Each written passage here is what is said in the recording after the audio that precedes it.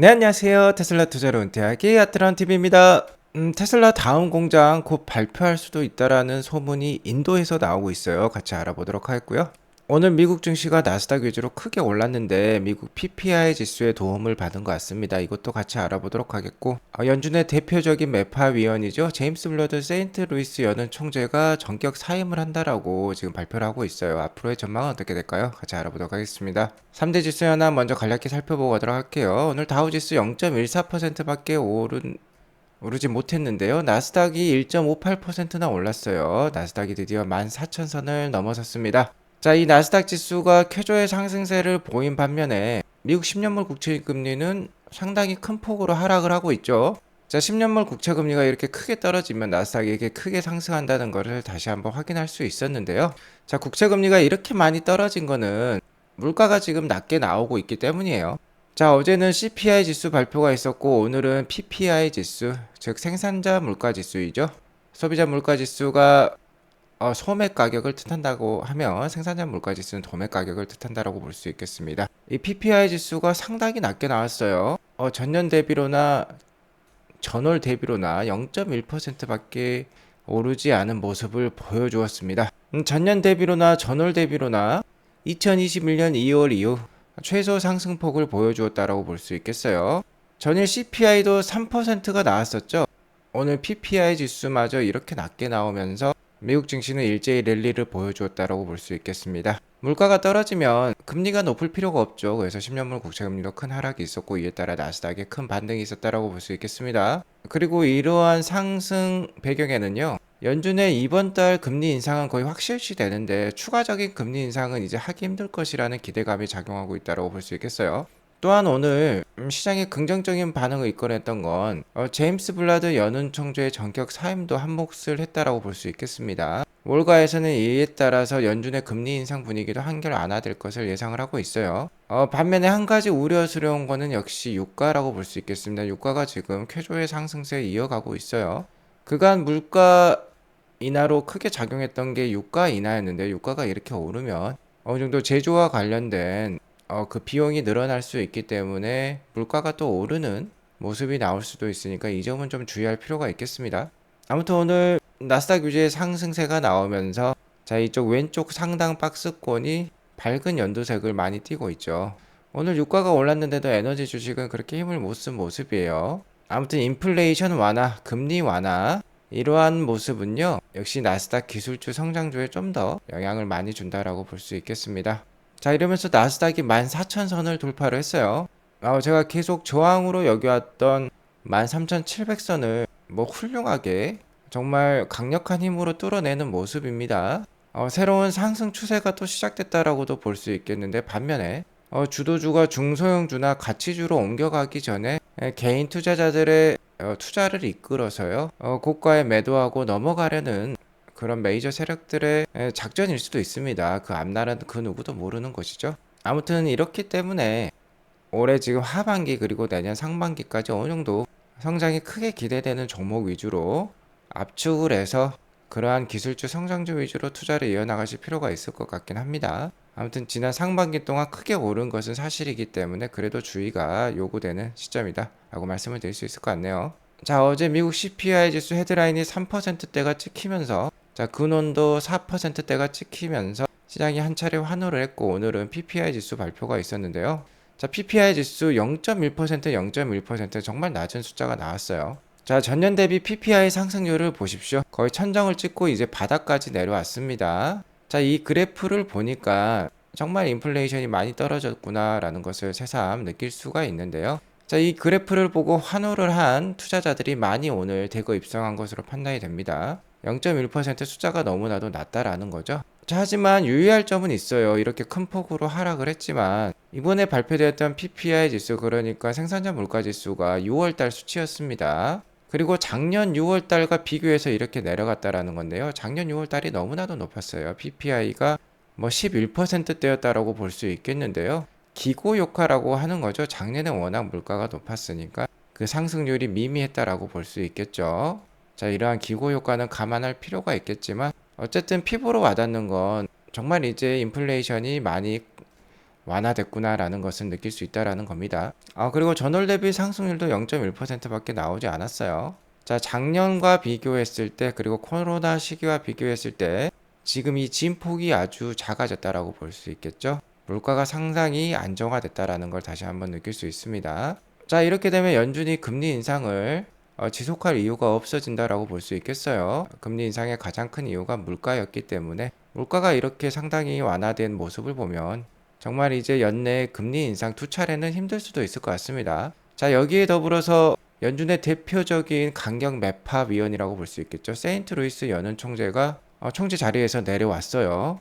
미국 거시 경제와 세계 거시 경제와 관련해서 다양한 통계 수치를 제공해주는 그런 연방준비은행으로도 유명합니다. 상당히 영향력이 있는 인물이라고 볼 수 있겠는데 15년 동안이나요 세인트루이스 연은 총재 자리를 유지했다라고 합니다. 상당히 오래 이 자리를 유지해 왔다라고 볼 수 있겠는데요. 코로나가 터지면서 가장 매파적인 위원으로 유명했죠. 올해 초까지만 하더라도 금리를 6%대 이상까지 올려야 된다. 자이언트 스텝을 뭐 2번 더 단행해야 된다라는 무서운 발언을 했던 인물로도 유명합니다. 자, 아무튼 이분께서는 연은 총재 자리에서 내려오면서 포드 대학교 경영대학원 초대 학장직을 맡게 된다라고 해요. 아무튼 이에 따라서 연준의 분위기는 한결 비둘기파에 접근을 할 것으로 판단이 됩니다. 그러니까 자, 앞으로의 금리 인상 전망에 대해서 상당히 기대가 되어진다라고 볼 수 있겠는데요. 자, 오늘 새벽에 확인해본 금리 인상 확률이 드라마틱하게 바뀌었어요. 물론 7월 26일 FOMC 회의 때의 금리 인상 가능성은 여전합니다. 92.4%로 높은 상황이에요. 자, 하지만 지금 시장의 관건은 7월 달에 금리 인상을 한 차례 하고요. 그 이후에 금리 인상을 한 차례 더 할 것인가, 그러니까 연내 금리 인상을 두 차례 할 것인가가 관건이었는데 두 차례 인상할 가능성이 상당히 줄어들었습니다. 어저께까지만 하더라도 27.5%까지 나왔는데 이게 10%대까지 지금 떨어졌고요. 또 재밌는 점은 금리 인하 시기가 내년 3월부터라고 어제까지 나왔는데 이제 내년 1월부터라도 금리 인하에 돌입할 수 있다라고 확률이 나오고 있어요. 그래서 CPI랑 PPI가 모두 낮게 나오면서 한 차례만 금리 인상할 가능성이 더 높아졌고요. 세인트루이스 연은 총재마저 사임을 하는 바람에 연준의 행보가 더욱더 비둘기파적이 될 것으로 생각을 해보기도 하겠습니다. 아무튼 앞으로 중요한 점은 이 유가인 것 같아요. 최근에 미국이 전략 비축률을 많이 방출하면서 유가가 많이 떨어지기도 했는데 현재 미국의 전략 비축률 용량이 1983년 이후로 최저라고 합니다. 그러면 미국이 계속해서 기름을 사면서 비축을 할 수도 있어요. 그렇게 되면 유가가 더욱더 오를 수도 있겠죠. 아무튼 유가가 좀 중요하겠다. 유가를 잘 보실 필요가 있을 것 같아요. 물론 이 유가 상승에는 최근 달러 가격 하락도 한몫을 하고 있긴 합니다. 유가와 달러는 반대로 움직이기 때문에 그렇다라고 볼 수 있겠는데요. 유가 상승이 인플레이션을 자극을 해서 추가적인 금리 인상은 어렵겠지만 고금리가 한동안 더 길게 유지될 수 있다라는 점은 염두에 두실 필요가 있겠습니다. 테슬라는 금일 2.17% 오른 277.9불로 마감을 했는데요. 최근에 음봉이 여러 개 나오면서 어느 정도 고점에서 매물을 소화하는 과정을 거친 것으로 판단이 되고요. 다시 한번 상승세에 돌입한 모습을 보여주는 것 같기도 합니다. 아무튼 최근 전고점이었던 284불을 넘겨서요. 상단 지금 추세선이라고 할 수 있는 한 290불대 위까지 상승을 목표로 일단은 지켜볼 필요가 있을 것 같아요. 단기적인 지지라인으로는 265불 그리고 생명선으로는 한 약 246불 정도를 제시해 드리도록 하겠습니다. 하반기에 사이버트럭 런칭이라든지 신공장 발표라든지 계속해서 호재들이 있기 때문에 만약 여기서 주가가 빠진다면 246불까지는 계속해서 추매로 대응할 필요가 있는 구간이다라고도 말씀을 드릴 수 있을 것 같네요. 투자에 참고하시기 바라겠고요. 계속해서 추매로 대응할 필요가 있는 게 테슬라의 펀더멘털은 계속해서 강해지고 있기 때문입니다. 자, 어제 나온 뉴스에 따르면요. 더 타임스 오브 인디아라는 인도의 한 저널 회사에서 보고서를 발간을 했는데요. 테슬라가 인도에 연간 50만 대의 자동차를 생산할 수 있는 기가팩토리를 건설할 것을 타진하고 있다라고 밝히고 있습니다. 자, 이곳에서 생산될 차량은 약 24,400불대 차량이라고 해요. 모델 2로 유명한 소형 해치백 차량이 될 가능성이 높겠죠. 일단 이 차량 원가가 싼 만큼 인건비가 싼 국가에서 이 차량을 생산하려고 하는 것 같습니다. 그 첫 번째 공장이 기가 멕시코가 되겠고 두 번째 공장이 기가 인디아가 될 가능성이 높아 보이는 것 같습니다. 자, 이 25,000불짜리 차량은요, 물론 인도 시장에도 많이 판매될 수 있습니다. 하지만 인도 자체적으로는 그다지 전기차 인프라가 잘 갖춰져 있진 않아요. 그렇기 때문에 아무래도 수출을 염두에 두고 기가 인디아를 설립할 것으로 판단이 들고요. 인도는 아시아의 거의 중앙에 위치해 있기 때문에 아시아 시장을 타겟으로 25,000불짜리 차량이 많이 판매될 것으로 판단이 들어요. 지난 몇 달 동안 테슬라는 인도 정부와 인도에 공장을 짓기 위해 협의를 상당히 많이 했습니다. 실제 테슬라 제조팀도 인도를 방문해서 계속해서 실사를 하고 있고, 몇 주 전에는 머스크가 직접 모디 인도 총리를 만나기도 했죠. 만남이 있은 다음에 일론 머스크의 인터뷰가 있었는데 상당히 밝은 표정으로 다음 공장은 인도가 거의 확실시 된다라는 듯이 얘기를 했었어요. 일론 머스크는 이렇게 말했었습니다. 테슬라가 인도에 있을 것을 확신하며 인간적으로 가능한 한 빨리 그렇게 할 것이다 라고까지 얘기를 했었어요. 어쨌든 올해 연말 내로 발표될 새로운 공장은 기가 인디아가 될 가능성이 가장 높습니다. 최근에 프랑스라든지 영국에도 테슬라 공장을 유치하기 위해서 많은 노력을 하고 있는 것으로 판단이 되는데요. 일단 연내에는 인도가 가장 확실시 보여요. 자, 하지만 한 가지 문제점이 있습니다. 바로 관세 문제라고 볼 수 있겠는데요.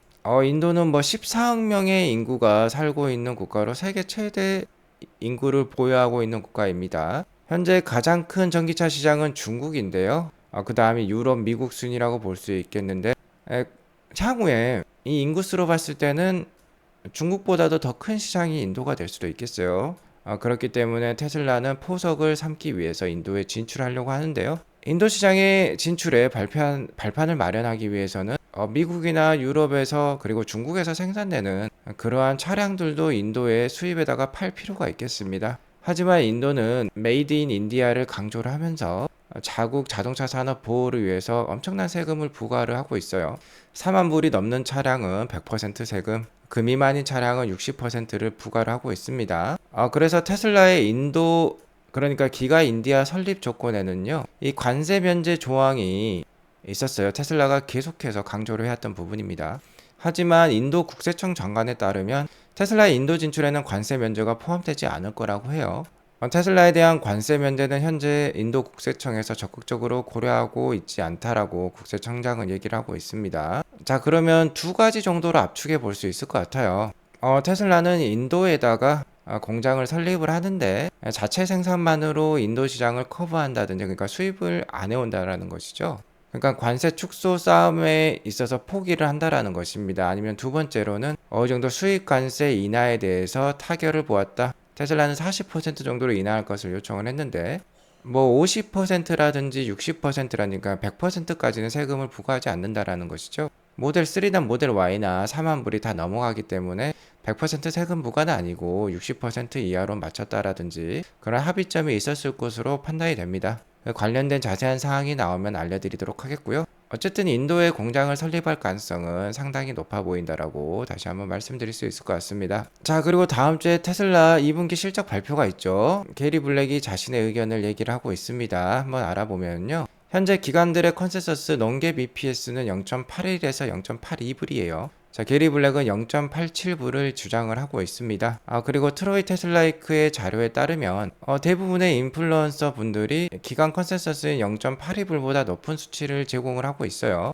그래서 이번 달에도 어닝을 비트할 가능성이 높겠다라고 말씀을 드릴 수 있을 것 같습니다. 그리고 두 번째로 중요한 거는 오토 그로스 마진율이라고 볼 수 있겠어요. 기관들의 컨센서스가 18.2%인데 게리 블랙은 18%로 제시를 하고 있습니다. 이 점은 좀 불안 요소라고 볼 수 있겠죠. 그리고 트로이 테슬라이크는 아직 실적 예상치를 제시를 하지 않고 있어요. 오늘이나 내일경에 아마 제시를 할 것 같은데요. 나오면 같이 알아보도록 하겠고, 어쨌든 이번에 인도량이 잘 나온 만큼 그렇게 나쁜 실적은 나오지 않을 것 같고요. 실적보다 중요한 게 향후 가이던스, 향후 전망이 되겠습니다. 아무래도 2023년 전체 딜리버리 가이던스가 중요할 것 같고요. 일론 머스크가 200만 대까지 생산이 가능하다라고 했지만 현재 시장은 180만 대 정도 인도할 것으로 보고 있어요. 180만 대를 충분히 달성할 수 있다. 뭐 190만 대, 200만 대까지도 팔아보겠다라고 하면 뭐 주가에 나쁠 이유는 없을 것 같습니다. 그리고 앞으로의 마진율도 중요하겠고요. 가장 중요한 건 사이버 트럭의 첫 번째 딜리버리 시기라고 볼 수 있겠고, 연말에 정말 FSD를 달성할 수 있느냐가 중요하다라고 볼 수 있겠습니다. 이런 것들이 더 주가에 큰 영향을 미칠 수도 있을 것 같아요. 자, 그리고 레이어드님에 따르면 최근 도조 관련된 얘기가 많았죠. 도조가 실제 온라인돼서 돌아가고 있고 대량 양산을 지금 앞두고 있다라는 얘기들이 많이 나오고 있는데요. 도조의 발전은 테슬라 AI 기술의 발전과 이어집니다. 자, 더 큰 모델 훈련을 시킬 수가 있기 때문에 테슬라가 발전시키고 있는 알고리즘 신경망 발전 수준을 볼 때 곧 자율주행이 될 것 같다라고도 얘기를 하고 있네요. 정말 연말 이내에 일론 머스크의 말처럼 자율주행이 달성이 된다면 현재의 주가는 너무 싼 주가가 될 것으로 판단이 됩니다. 자, 그러니까 테슬라는 역시 장기 투자가 필요하겠고요. 테슬라 장기 투자가 꼭 어려우시다면 아트론TV VIP 멤버십 한번 가입을 하셔가지고요. 좋은 인사이트 가져가 보시기 바라겠습니다. 현재 실로 많은 분들께서 멤버십 가입 서비스를 통해서 주식 투자 걱정 없이 행복 장기 투자 중에 있어요. 저희 클럽은 최근에도 뭐 50%대 수익을 만들었었고 다시 한번 매수 급소 자리에 대대적인 투자를 감행하기도 했습니다. 멤버십 가입은 매 핸드폰 영상마다 이렇게 가입 버튼이 있으니까요. 가입 버튼 누르면 쉽게 멤버십 가입이 가능합니다. 많은 후원 부탁드리겠고요. 오늘은 이것으로 방송을 마치도록 하겠습니다. 오늘 방송이 도움이 되었으면 구독과 좋아요 알람 설정 꼭 눌러주세요. 행복한 금요일 되시기 바라겠습니다. 감사합니다.